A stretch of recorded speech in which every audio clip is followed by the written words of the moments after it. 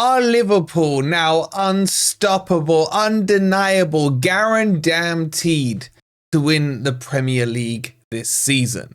Welcome to the Footy Network.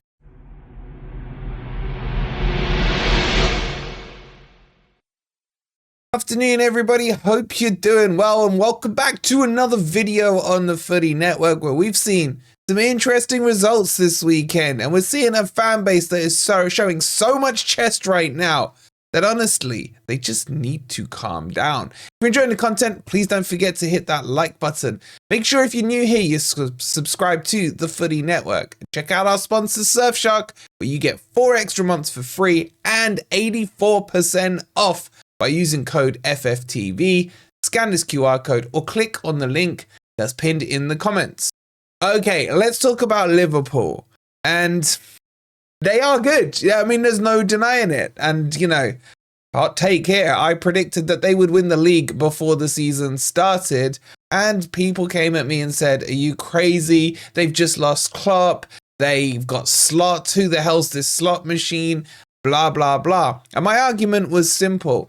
They haven't bought anyone because they didn't really need to. Their squad was already there. There was strength up front. Salah, you got Jota, you got Nunes to a certain extent, but then you got Gakpo and Diaz. There's plenty of strength and depth already. Where they were struggling for me was at the number 6 position, and Gravenberch has come in this season and he's doing a great job there. So Liverpool, I felt, had the formula to continue on or to build upon what Klopp has done, especially as the team would have been well knitted. But even I didn't expect them to start running away with it as things stand. I think they're 5 points clear of Man City and then about 9 points clear of Forest, Chelsea and Arsenal. So as things stand, you understand why the Liverpool faithful are getting all excited and all hyped up. But I just want to remind them, people were saying this about Spurs. Yes, Spurs last season when Ange came in and won the first 10 games or whatever it was, or was top of the league, and Spurs fans were handing out the trophy to themselves at the end of September. And then we all know how that finished up, because football is a crazy game. There's ups, there's downs all throughout the season. We've seen Arsenal throw away an 8-point lead in previous seasons to Manchester City. And it's clear to say, I think at the moment, Liverpool are doing what they should be doing and winning these games and grinding out the results. But I think the problem and the fingers need to be pointed at the other teams challenging. The so-called Big Six. What are Man City doing? Rodri being out injured, has he been that huge a miss? Yes, of course he's one of the best players in the world. But surely Man City should have the squad depth to be winning and still be right up there. We all know with Man City, post-January, they turn into robots. They go into robot mode, go WWW all the way through towards the end of the season with very limited glitches. And this is why the next month is extremely important for Liverpool. They need to make hay while the sun is shining, as the saying goes.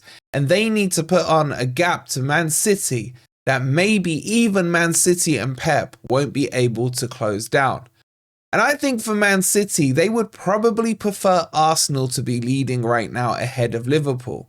Why? Because Liverpool have been in this position before. They've won the league in a battle with Man City, whereas Arsenal have bottled it for the last couple of seasons. As I just mentioned, an 8-point gap, clawed back by Man City, they went and won the league.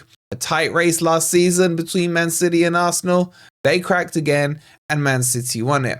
But Liverpool have the experience and the advantage of being in a title race. But the real question still has to be, can they sustain any major injuries to their squad this season? If Salah was to go down with a knock or an injury or be out for a few weeks, can they cover it? I think maybe, not to the full extent because Salah is Salah, but they could bring on a Gakpo. They could switch a player out onto the wing and what have you. I think for me, their key is Gravenberch.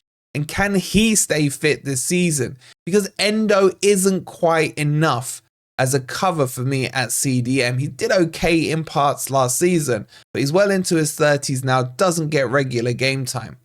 So for Liverpool to sustain this, they need to go into the market this January They need a backup 6. And I think they need a new left back because I think that's their position of weakness. Robertson has been a fantastic servant to them over the years, but right now he's not on great form. And Tsimikas is coming in and deputising for him and subbing in and out, etc. So Liverpool, for me, if they're serious about going for the title this season, need to make 2 to 3 signings this window. And what about Arsenal? Everyone, well, a lot of people had them as the dark horses to do it this time. Third time lucky against Man City. I think they're too far back now. I think their title race is done and dusted. And I never ever thought that Arteta had the kahunas to take them over the line. He lives in Pep's shadow and always will, in my opinion. And for me, for Arsenal to be serious title contenders, they need to move on from Arteta. He's done a fantastic job getting them to where they are now, but he will not get them over that finish line. They need a manager who's not scared to take on Pep, who's not scared to take on the Premier League, who's not scared to take on Arsenal's history in the Premier League as well. And until that happens, Arsenal fans, I'm sorry to say, but in my opinion, you ain't going to cut it under Arteta. But Arsenal fans, what do you think? Do you think maybe you can make a late run? Because, everyone's still got to play everyone at least one more time. Points can be taken. Liverpool will be playing Man City at the start of December at Anfield. If Man City were to beat them there, that's going to be a huge match. That cuts the title race down to 2 points, assuming they win the rest of their games. What can happen? We're going to have to wait and find out. And are there any dark horses in this title race? Forest were third up until this weekend. Dropped back a couple of places and a level with Chelsea and with Arsenal. Could it be? Could it be one of the unknowns? One of those ones coming through, doing a Leicester as everyone says?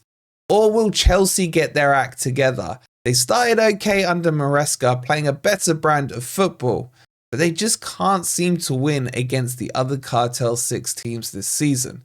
Get your thoughts in down below.